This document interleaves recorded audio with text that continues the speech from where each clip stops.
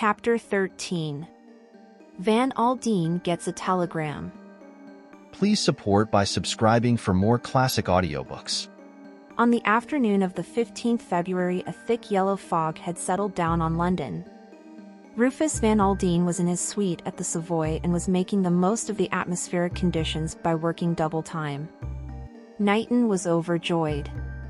He had found it difficult of late to get his employer to concentrate on the matters in hand. When he had ventured to urge certain courses, Van Aldin had put him off with a curt word.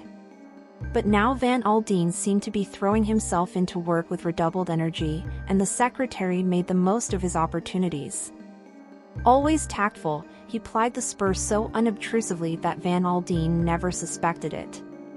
Yet in the middle of this absorption in business matters, one little fact lay at the back of Van Aldin's mind. A chance remark of Knighton's, uttered by the secretary in all unconsciousness, had given rise to it.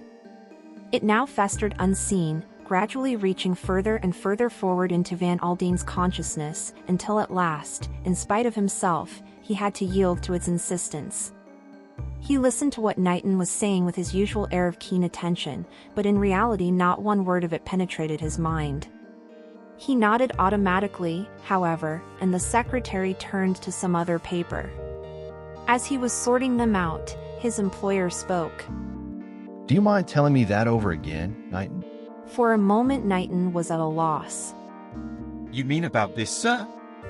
He held up a closely written company report. No, said Van Aldin. what you told me about seeing Ruth's maid in Paris last night. I can't make it out. You must have been mistaken.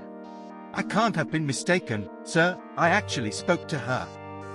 Well, tell me the whole thing again. Knighton complied. I had fixed up the deal with Bartheimers He explained. and had gone back to the Ritz to pick up my traps preparatory to having dinner and catching the 9 o'clock train from the Gare du Nord.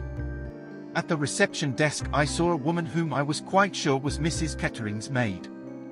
I went up to her and asked if Mrs. Kettering was staying there. Yes, Said Van Aldin. of course. Naturally. And she told you that Ruth had gone on to the Riviera and had sent her to the Ritz to await further orders there. Exactly that, sir. It is very odd. Said Van Aldin. Very odd indeed, unless the woman had been impertinent or something of that kind. In that case, Objected Knighton. surely Mrs. Kettering would have paid her down a sum of money and told her to go back to England. She would hardly have sent her to the Ritz. No, Muttered the millionaire. that's true. He was about to say something further, but checked himself.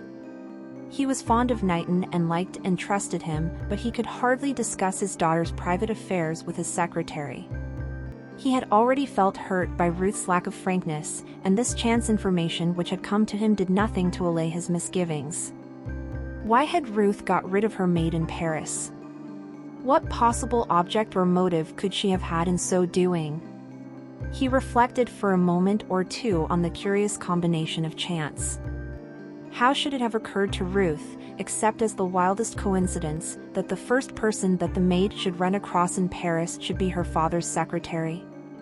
Ah, but that was the way things happened. That was the way things got found out. He winced at the last phrase. It had arisen with complete naturalness to his mind. Was there then something to be found out? He hated to put this question to himself. He had no doubt of the answer. The answer was, he was sure of it, Armand de la Roche. It was bitter to Van Aldin that a daughter of his should be gulled by such a man, yet he was forced to admit that she was in good company, that other well-bred and intelligent women had succumbed just as easily to the Count's fascination. Men saw through him, women did not. He sought now for a phrase that would allay any suspicion that his secretary might have felt. Ruth is always changing her mind about things at a moment's notice. He remarked, and then he added in a would-be careless tone. The maid didn't give any reason for this change of plan? Knighton was careful to make his voice as natural as possible as he replied. She said, sir, that Mrs. Kettering had met a friend unexpectedly. Is that so? The secretary's practiced ears caught the note of strain underlying the seemingly casual tone. Oh, I see. Man or woman? I think she said a man, sir. Van Aldin nodded. His worst fears were being realized. He rose from his chair and began pacing up and down the room, a habit of his when agitated. Unable to contain his feelings any longer, he burst forth. There is one thing no man can do, and that is to get a woman to listen to reason. Somehow or other, they don't seem to have any kind of sense. Talk of woman's instinct. Why, it is well known all the world over that a woman is the surest mark for any rascally swindler. Not 1 in 10 of them knows a scoundrel when she meets one. They can be preyed on by any good-looking fellow with a soft side to his tongue. If I had my way... He was interrupted. A page boy entered with a telegram. Van Aldin tore it open, and his face went a sudden chalky white.